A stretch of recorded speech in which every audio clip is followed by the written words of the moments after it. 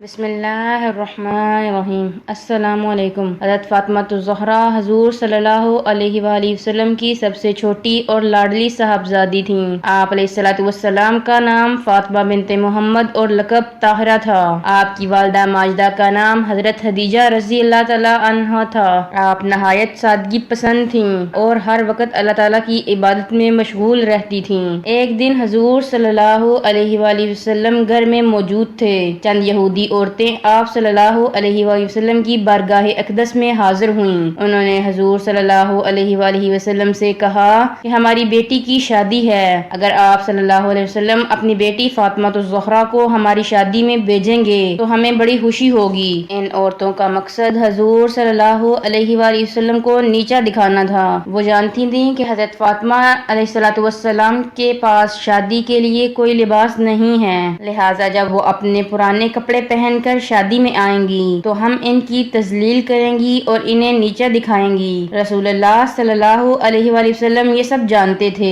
کہ یہ میری بیٹی کو شادی میں بلا کر اس کی تذلیل کرنا چاہتی ہیں۔ حضور صلی اللہ علیہ وسلم نے سب کچھ جانتے ہوئے بھی دعوت کو قبول کر لیا۔ پھر حضور صلی اللہ علیہ وآلہ وسلم نے ان سے وعدہ کیا کہ وہ حضرت فاطمہ الزہرا کو شادی میں ضرور بھیجیں گے۔ حضرت بی بی فاطمہ رضی اللہ تعالی عنہا ساتھ ہی بیٹھی یہ گفتگو سن رہی تھیں اور عورتوں کے جانے کے بعد انہوں نے اپنے بابا جان سے شادی میں جانے کے لیے انکار کیا، چونکہ حضرت فاطمہ علیہ الصلوۃ والسلام کے پاس شادی میں جانے کے لیے مناسب لباس نہیں تھا، اس لیے انہوں نے وہاں جانے میں تامل اور توقف سے کام لیا۔ حضور صلی اللہ علیہ وآلہ وسلم نے فرمایا، بیٹا جاؤ، ہمارا طریقہ دوسروں کو نا امید کرنا نہیں ہے۔ تھوڑی دیر میں نماز وقت ہوا تو حضرت فاطمہ الزہرا مصلی بچھا کر نماز ادا کرنے لگیں۔ نماز سے فارغ ہو کر آپ نے دعا کے لیے ہاتھ اٹھائے اور بارگاہ خداوندی میں عرض کرنے لگی، اے رب العالمین، تو جانتا ہے مجھے دنیاوی چیز کی کوئی ضرورت نہیں، تو جانتا ہے میں نے تجھ سے کبھی دنیا طلب نہیں کی۔ اے میرے رب،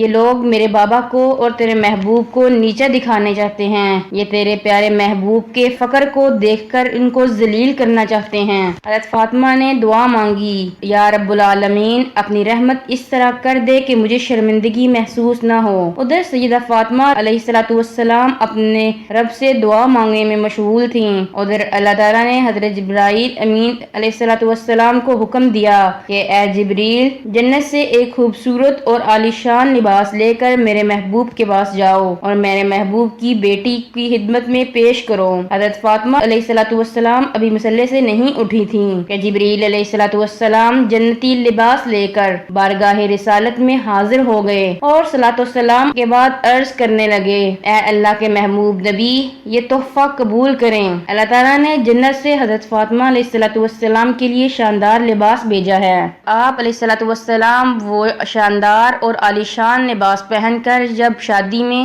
آئیں تو سب یہودی عورتیں آپ علیہ الصلوۃ والسلام کو دیکھ کر دنگ رہ گئیں۔ اس یہودی عورت کی شادی میں سب مالدار عورتیں تھیں، سب نے عالیشان لباس زیب تن کیے ہوئے تھے۔ ان کا خیال تھا کہ حضرت فاطمہ علیہ الصلوۃ والسلام اپنے پرانے اور پھٹے ہوئے کپڑوں میں آئیں گی تو ہم ان کی تذلیل کریں گی، لیکن سیدہ فاطمہ کو فاخرہ لباس میں دیکھ کر وہ دنگ رہ گئیں۔ وہ کہنے لگیں کہ ہم محمد مصطفیٰ کی صاحبزادی کی حالت فقر کو دیکھنا چاہتی ہیں، لیکن جب انہوں نے حضرت فاطمہ علیہ الصلوۃ والسلام کو خوبصورت لباس میں دیکھا تو وہ سب دنگ رہ گئیں اور حیران ہو کر حضرت فاطمہ علیہ الصلوۃ والسلام سے پوچھنے لگیں کہ اے فاطمہ علیہ الصلوۃ والسلام، یہ لباس آپ کو کہاں سے ملا ہے؟ آپ علیہ الصلوۃ والسلام نے فرمایا، اپنے بابا جان سے۔ کہنے لگیں، آپ کے والد ماجد نے کہاں سے لیا ہے؟ فرمایا، جبریل امین سے۔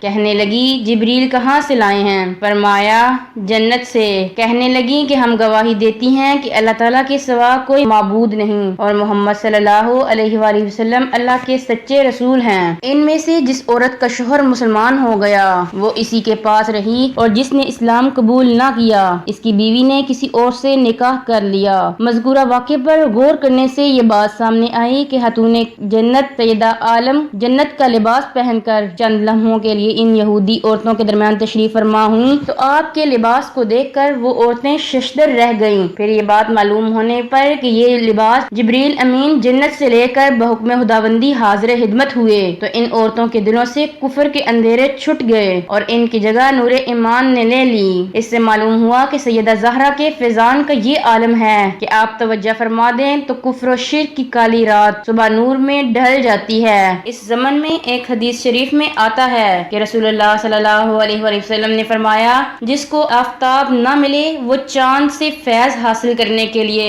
اس کے ساتھ مضبوطی کے ساتھ وابستہ رہے، اور جس کو چاند نہ ملے وہ زہرا سے فیض حاصل کرنے کے لیے ان سے مضبوطی کے ساتھ وابستہ رہے، اور جس کو زہرا نہ ملے اس سے چاہیے کہ وہ فرق دین سے فیض حاصل کرنے کے لیے ان سے مضبوطی کے ساتھ وابستہ رہے۔ حضور صلی اللہ علیہ وآلہ وسلم سے اس سے متعلق پوچھا گیا تو آپ صلی اللہ علیہ وسلم نے فرمایا، سورج میں ہوں، چاند علی علیہ السلام ہیں، اور زہرا سیدہ فاطمہ علیہ السلام ہیں، اور حسن و حسین فرقدین ہیں۔